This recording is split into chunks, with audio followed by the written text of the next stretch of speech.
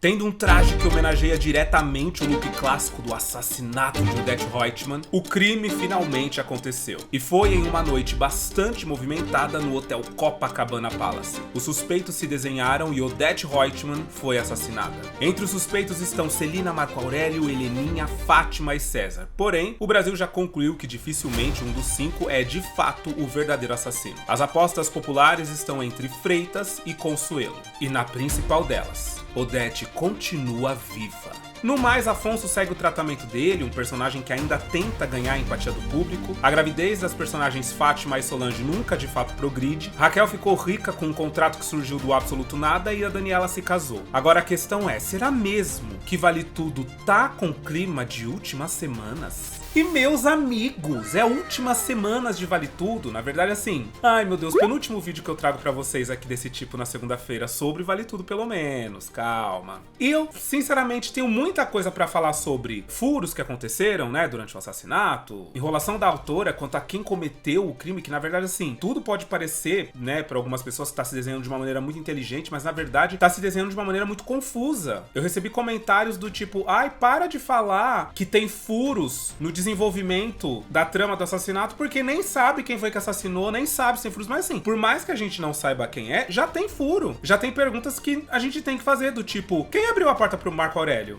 Quando ele chegou no quarto, a Odette já tava morta. Isso porque a porta do Copacabana Palace precisa de um cartãozinho pra abrir.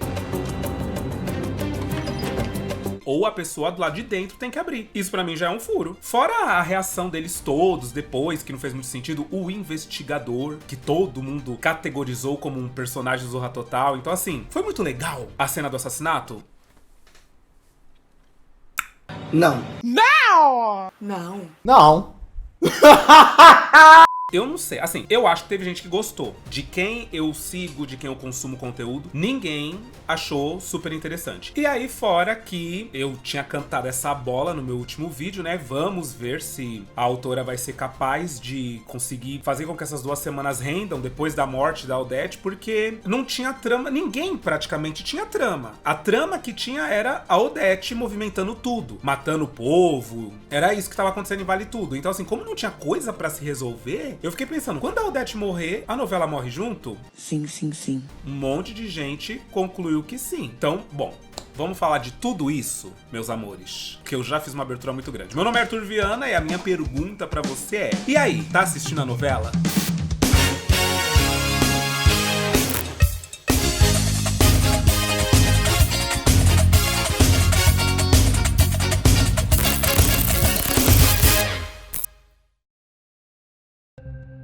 Então vamos começar falando da noite do assassinato, meus amigos. Primeiro, quando foi que o Olavinho se tornou atirador de elite? Ah, eu amo demais, gente. Eu amo, porque assim... do absoluto nada, o Olavinho positivo e operante. Quando? Gente, mas assim, o problema é que eu vou puxar uma coisa que talvez pra algumas pessoas vai fazer sentido, pra outras não, porque não conhecem, mas assim, Once Upon a Time era uma série da ABC, norte-americana, que recontava a história dos personagens clássicos da Disney que a gente conhece. Sabe quando foi que a série começou a desandar? Quando os autores, eles começaram a enfiar trama que basicamente não existia, não cabia. Eles tiravam da cabeça deles circunstâncias absurdas que tinham acontecido com qualquer um dos personagens que eles selecionassem e desenvolvia toda uma história em cima daquilo como se aquilo fosse realmente relevante e como se não fosse um artifício safado, um artifício vagabundo de roteiro. Então começou a ficar tão sem pé nem cabeça, porque quando não estava acontecendo nada na série, eles iam e estabeleciam o seguinte: a Bella, da Bela e a Fera, um dia se perdeu na floresta e ficou o dia inteiro perdida. Aí eles desenvolviam uma trama em cima disso daqui. O que foi que ela encontrou quando ela se perdeu? Não tinha cabimento. E aí foi quando os autores começaram a se perder com a série. Então todo mundo considera que Once Upon a Time, primeira, segunda, até a terceira temporada, ok. Da quarta em diante, foi ladeira abaixo. Porque quando você começa a parar de respeitar o espectador e o próprio texto, não tem como se manter. Você começa a inventar circunstâncias, coisas, que aí te dá a possibilidade de fazer qualquer coisa, entende? E quando eu digo o Olavinho do nada veio com um papo de ser atirador de elite, é precedente pra de repente a gente descobrir que a Heleninha já foi pilota de Fórmula 1. Bom dia, dona Heleninha. Como passou a noite? Acordada. senhora aceita uma água saborizada? Ou a Celina já foi dona de buffet. A Celina falando que tinha uma arma porque um namorado da Odete ensinou ela a atirar, sei lá, nem entendi direito, porque... Como assim? Tá aí um conhecimento que eu nunca achei que eu fosse usar. É, gata.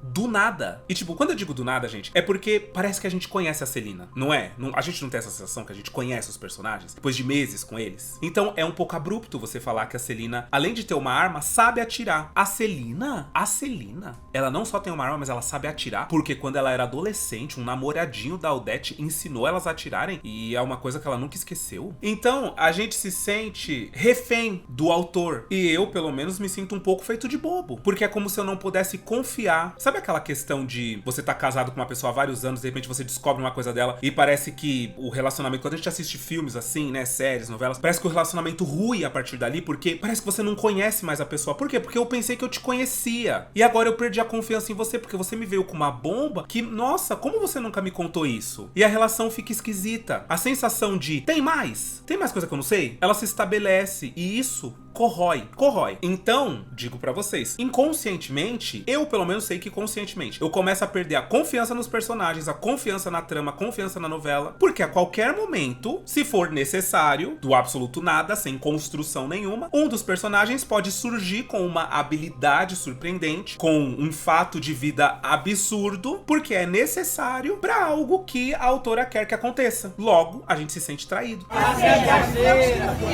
Entende? Vocês entendem o que eu quero dizer? Assim, isso pode ser chatice minha, sabe? Eu posso estar falando por mim e querendo que seja algo geral. Eu conheço muitas pessoas que são assim, que assistem filmes, que consomem mídia igual a mim. Mas você pode não ser uma dessas pessoas que fica pensando sobre isso. Mas garanto pra você que causa um efeito. Causa um efeito de o quê? E desconfiança. Você perde a conexão que você tinha com o personagem, porque você não sabe. Então, eu achei, assim, um absurdo. Dei muita risada do Olavinho atirador de elite do nada. Ai, gente, desculpa, mas dei graças a Deus que a novela tá acabando. Porque não dá mais.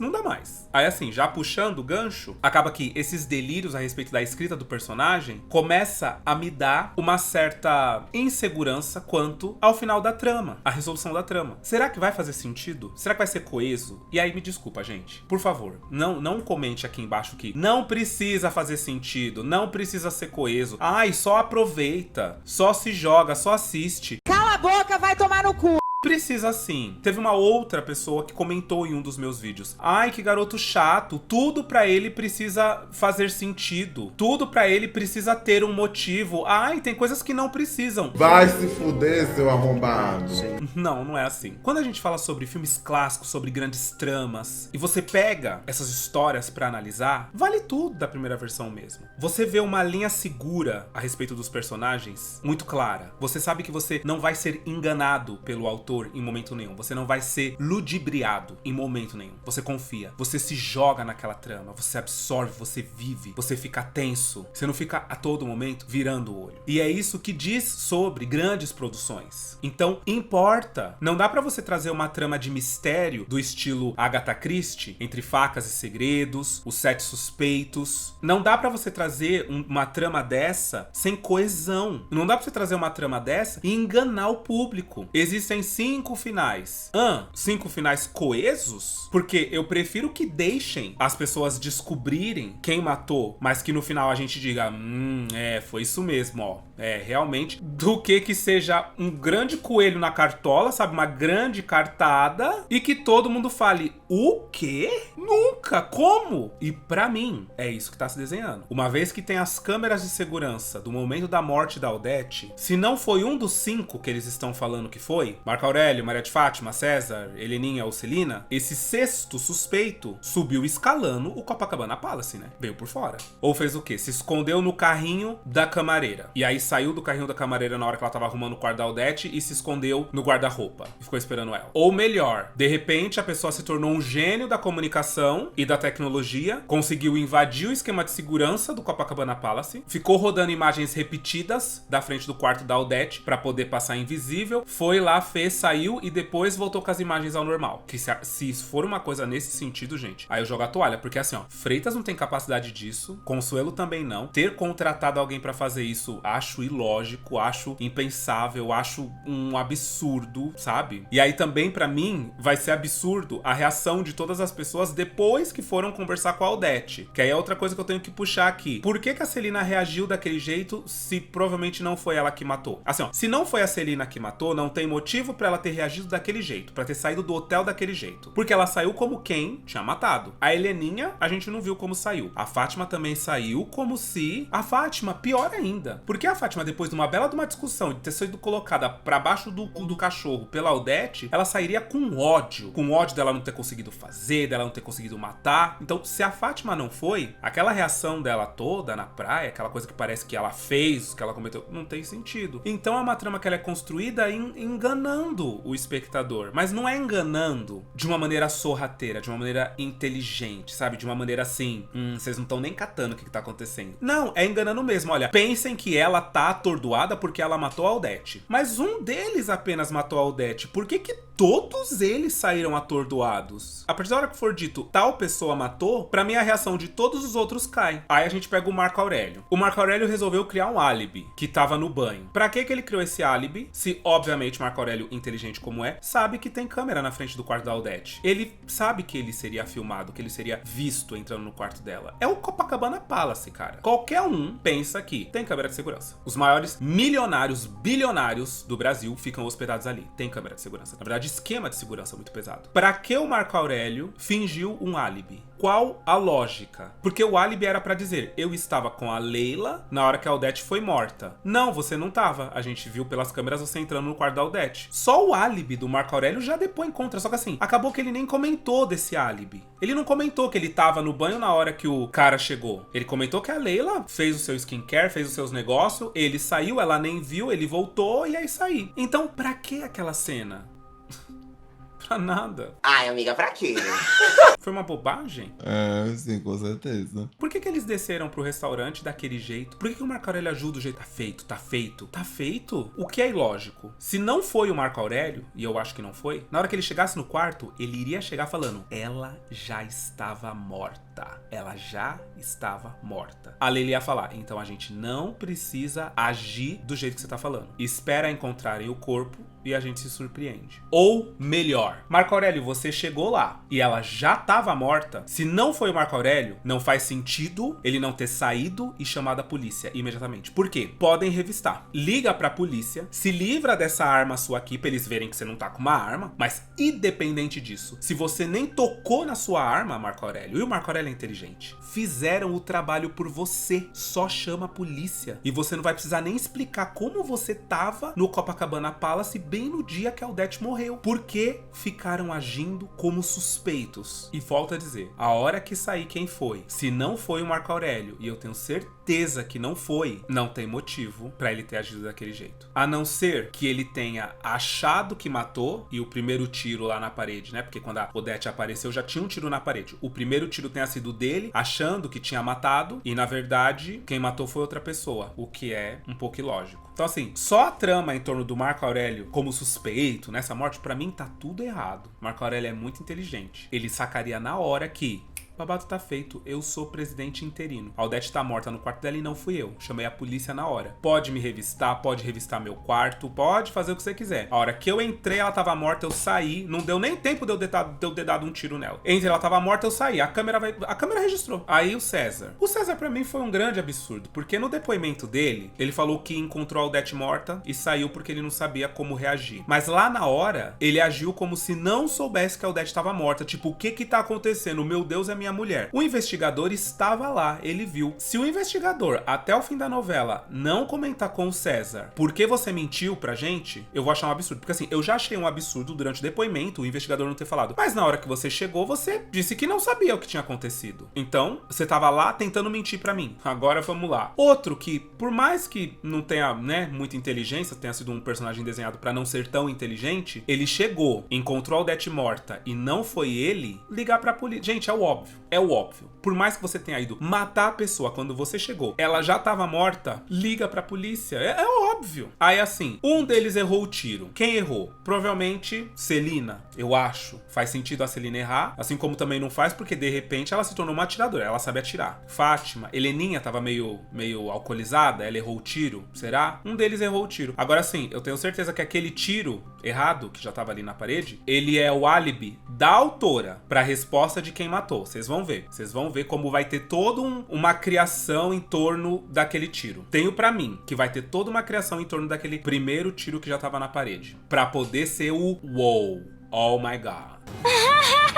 Aí assim, como um todo, a cena foi legal? Foi animadora? Pra mim, não foi. Eu amei a roupa da Odete. Amei que ela tá com uma roupa que faz referência à primeira Odete. Mas pra mim não foi. No fim foi uma sucessão de gente entrando no Copacabana Palace, como se fosse um corredor ali, um lugar tranquilo de se entrar. A Fátima fechando reserva, Marco Aurélio. E tipo assim, todo mundo batendo na porta da Odete. Imagina pra Odete receber um atrás do outro. Nossa senhora, que chatice, gente. Que chatice. Mas eu já pedi pra reservar a suíte presidencial de um desses hotéis limpinhos aí do Brasil, que é pra evitar de ter brasileiros de outros estados passando na porta do meu quarto.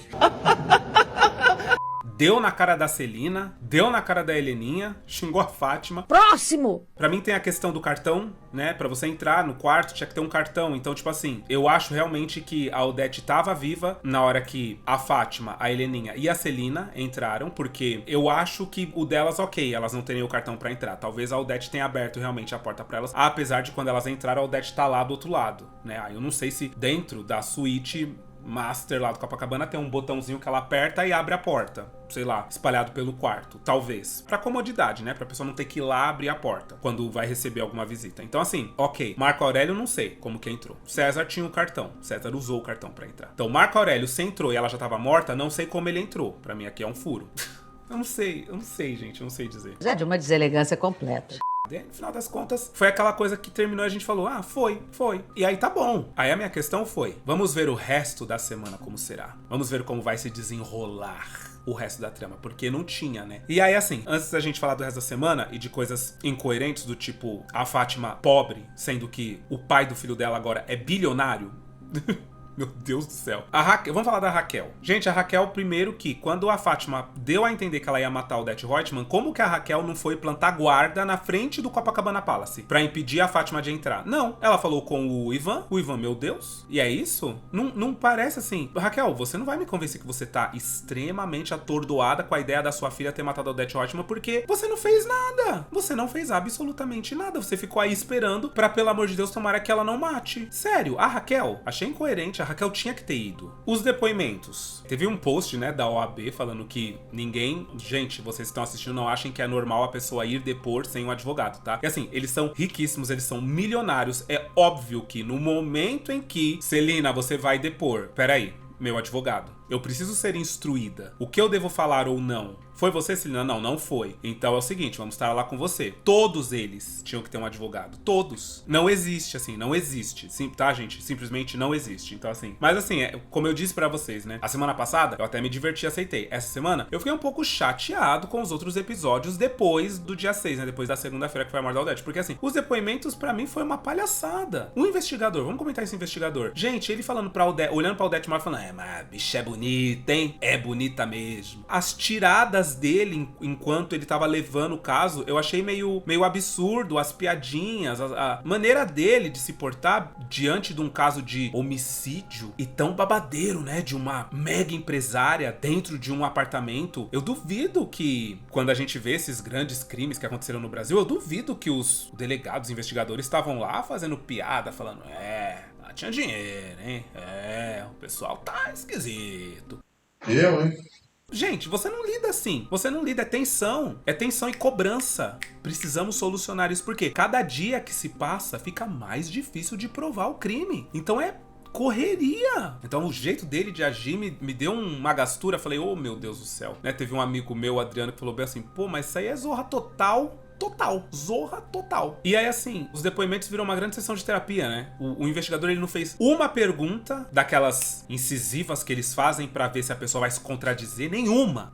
Basicamente, foi um dia onde foi feito um review da novela, né? Foi um capítulo que eu até falei pro meu marido. Eu falei, esse capítulo, o da terça-feira, ele foi feito pra quem não estava acompanhando a novela. E tá acompanhando agora as semanas finais pra ver esse desfecho de quem matou a Odete Roitman. Porque ele foi um storytelling de tudo que aconteceu. Da novela toda. Que pra gente foi tipo, né? Pra quem tá acompanhando foi tipo, mas pra quem não tá, interessante saber em que pé que tá. Foi basicamente isso. Só que aí não foi, né? Foi meio traição com quem tá aqui. Com quem tá acompanhando a trama mesmo. Achei, nossa, nada a ver. Achei que ia ser um lance da reconstituição com os furinhos pra gente poder... Não, os furos são de besteira mesmo. Besteira, bobagem. Não é de faça as contas. Imagine, pensa que será que é isso, será que é aquilo? Não, foi tipo, nem faça as contas, porque se você fizer, você vai ver que tudo aqui não faz sentido. Fora que, por se tratar das semanas finais, os outros capítulos, gente, eles vieram regados com umas traminhas tão humorzinho. Teve um momento que tava o Jarbas e a Consuelo falando uns bagulhos super tenso sobre a morte da Odete, e um sambinha, uma coisa como se fosse um momento descontraído de humor ali, só que assim, eu acho que devia estar tenso, porque a Consuelo tá tensa. Mas ele já trabalhava há muito tempo lá. Por que ele ia fazer isso agora? E a gente vai falar sobre essa tensão dela, né? Sobre ela e o Freitas. Mas assim, ela tá tensa. E teve vários momentos essa semana que assim... Gente, é semanas finais. O André com trama de ciúmes da Aldeide, ciúmes do Juninho da Quitanda, sei lá, esqueci como é que é o nome. Perguntando pra mãe dele, a Aldeide já namorou outros caras? Eu não quero saber. Juro.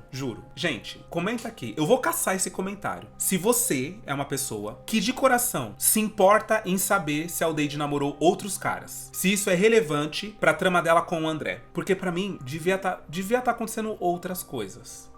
Eles deviam ser, sei lá, rede de apoio pra Raquel, rede de apoio pra Consuelo, que seja. Tá tensa ali. O que eu quero saber se a Aldeide namorou o Juninho da Quitanda.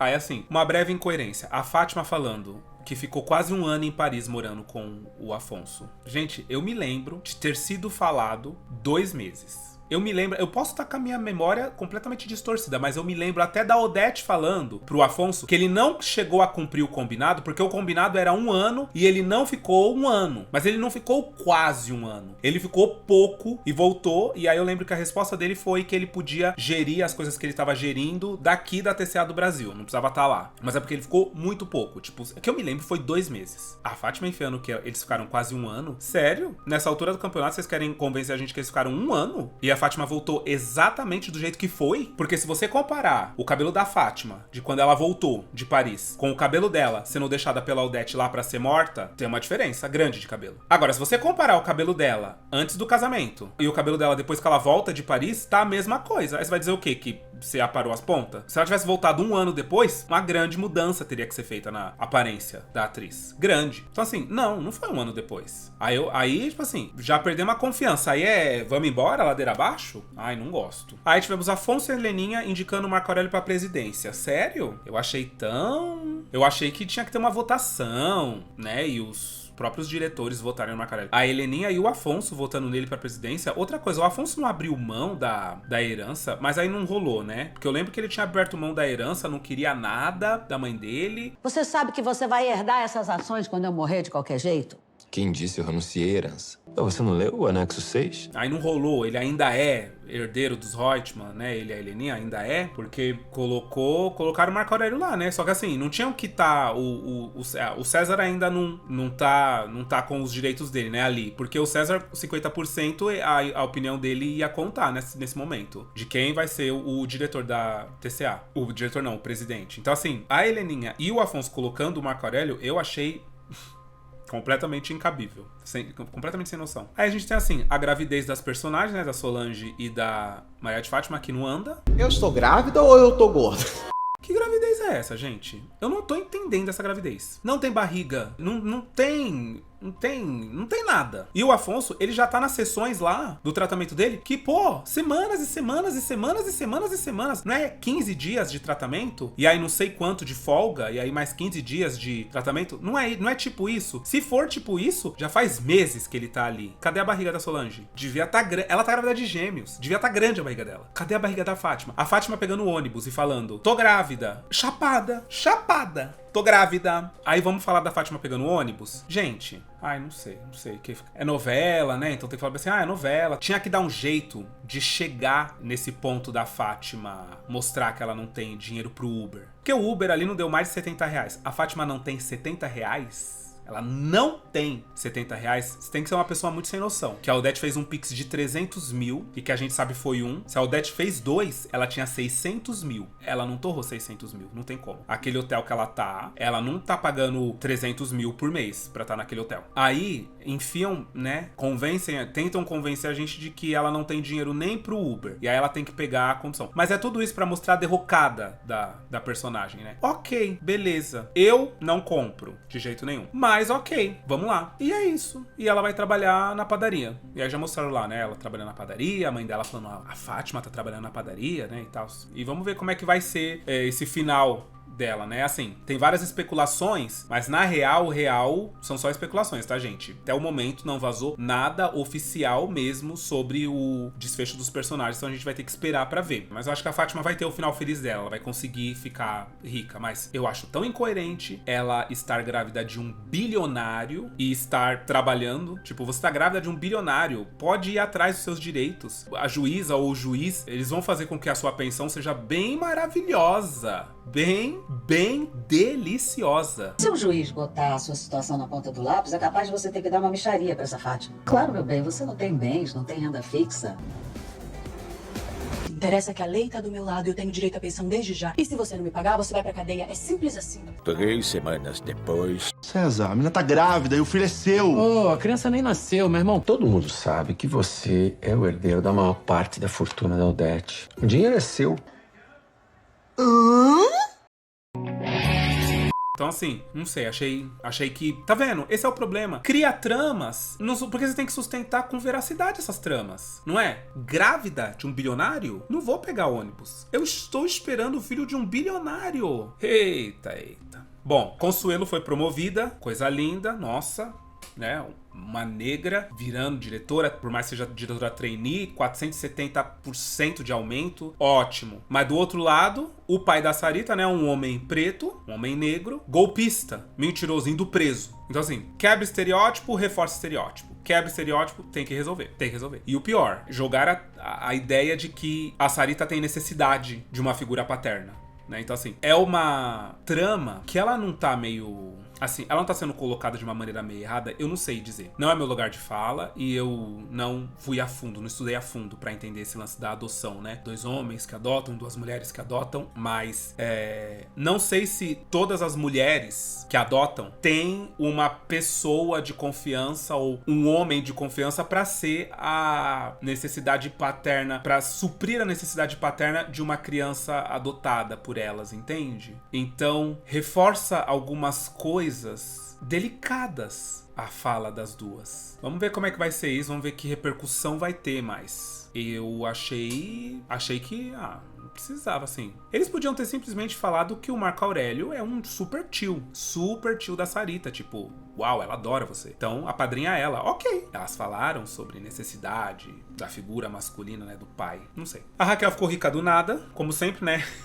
E vale tudo. A Raquel, eu vi até o Chico Barney falando sobre isso, né? Que parece uma coisa, ele falou, nas palavras dele, né? Que parece que a trama tá sendo escrita por uma criança. Porque é como se fosse mágica, essa ascendência da Raquel. No original, eu também achava muito utópico, tá? A maneira que a Raquel ia ascendendo. Mas tinha uma hora que isso parava. Parou e vamos de trama. Porque a Raquel era mão de Midas. Onde ela tocava, ela virava ouro. E essa Raquel agora, agora estamos em 2025, a gente se questiona mais, né? Já já houve críticas a respeito de empresários falando, ó, não acreditem na Raquel Acioli, tá? Porque não é assim que acontece. Mas tudo bem, a protagonista, vamos embora. Essa era a trama dela. Mas assim, chegou num ponto que aí já ficou inverossímil, né? Já não tá colando mais. Então assim, ficou rica, maravilha, vai comprar uma casona. Isso era pra ter acontecido, gente, depois do casamento da Fátima, tá? Capítulo 60 e alguma coisa. 67, 68. Era pra Raquel tá morando nessa casa já, tá? A trama tinha que ter se desenvolvido dali. Então, no fim das contas, deu certo pra ela. Isso pra mim me incomoda demais. Mas é isso, né? Uma casona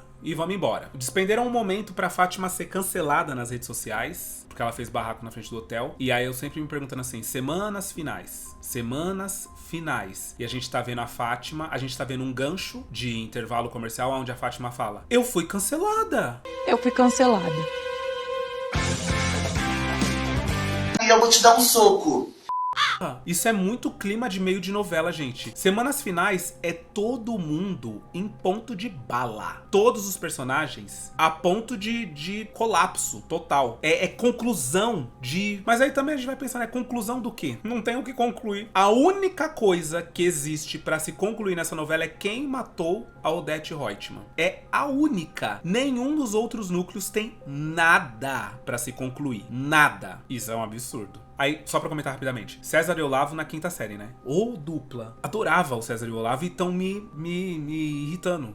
Eles parecendo que tá na quinta série, gente. Na TCA lá, pulando no apartamento. É isso que eu tenho pra comentar dos dois. Aí, o capítulo de sábado. Praticamente dedicado ao casamento da Daniela. Assim, que a personagem merece ser feliz? Merece. Tudo de bom. Acho ela linda. Meu Deus, como eu acho a atriz que faz a Daniela linda, linda, linda. A igreja só tem data pra daqui a 4 meses. Eu até sugeri uma outra igreja. E foi nessa igreja que a gente se casou, né, meu bem? Por isso que pra mim é muito importante que seja lá. Sei lá, foca na Odete. Cria trama em torno disso. Bota o povo indo lá, inspecionar o Copacabana Palace. Ir lá na frente, olha. Entendeu? Os suspeitos, despende tempo pra eles. E aí da Daniela, faz pequenininho. Porque, foi o que eu acabei de falar, o que tem de trama pra se finalizar em Vale Tudo é quem matou Odete Roitman. Então, é insuportável quando não é isso. Quando não é referente a isso, é tipo maçante. A gente não quer ver. Não quero ver. Então assim, ela tava linda, o casamento foi super legal e tal, mas, porra, eu não queria ver. Queria ver a Odete. Aí vamos de teoria? Vamos lá. A minha teoria, baseada na teoria praticamente de todo mundo, né? Não baseada, mas assim, a minha teoria é, todo mundo tá com essa teoria, a Odete tá viva. Aquela história da Celina de ela sempre quis caixão fechado, mentira. É a Odete. Gente, é a Odete. Ela ia querer tá maquiada belíssima, ela ia querer tá com o topete dela alinhado, ela ia querer tá com uma roupa belíssima. Vejam, quando eu morrer, vejam que eu morri. A Odete Roitman. Ela tinha um ego de pessoa que jamais diria, tranquem meu caixão, que eu não quero que ninguém me veja morta. Não tá, não. A Odete não. Então achei bobo essa justificativa e achei que foi só pra... Será que estão só plantando a ideia de que ela tá viva? No final a Odete tá morta mesmo? Eu acho muito difícil, gente. Eu acho difícil, porque como a autora, ela se esforçou bastante pra que essa versão fosse dela, né? Pra que fosse a versão dela de Vale Tudo, eu não acho que vai finalizar com o grande ápice da novela igual a do Gilberto Braga. Eu não acho que ela vai querer. Então assim, a Odete tá viva. Cara, pra mim vai se surpreender. Eu vou começar o vídeo semana que vem, que, né, no próximo vídeo, meus amores, eu já venho contar pra vocês, afinal de contas, quem matou, né, a Odete Roitman. Eu vou começar o vídeo da semana que vem batendo palma assim, ó. Se a Odete estiver morta mesmo, eu vou começar o vídeo batendo palma. Porque pra mim ela não tá.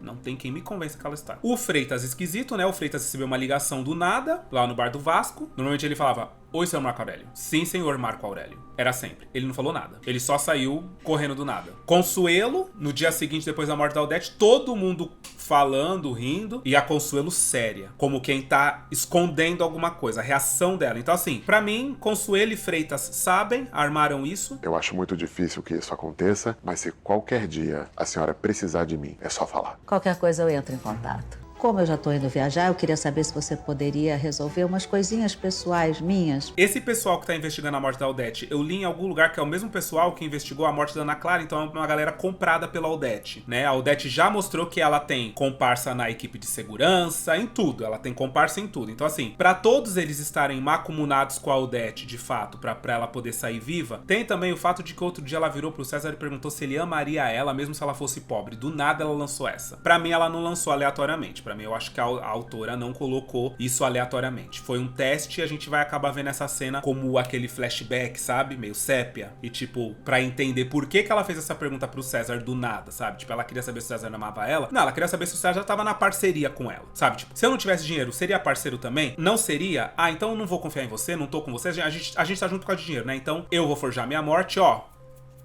Vou ganhar mundo. Pra mim foi isso, né? Ela forjou a morte dela, tem ligação com Freitas, tem ligação com a Consuelo, tem ligação com o pessoal da investigação. Essa cena dela falando pro César se ele amaria ela se ela fosse pobre tem ligação. O fato do caixão fechado tem ligação. E é isso. Pra mim, no final das contas, esse vai ser o final de Vale Tudo. Assim, o final de Vale Tudo, né? O final do mistério vai ser esse. A Aldete tá viva. E eu quero saber de vocês. E aí? Vocês gostaram dessa semana? Acharam ela animadora? Acharam ela interessante? Eu tô meio assim. Vamos esperar agora essa semana pra ver como é que vai ser, né? Eu espero que vocês tenham gostado do vídeo de hoje, gente. Ai, meu Deus do céu. Um beijo. E até o próximo e último review da semana de Vale Tudo.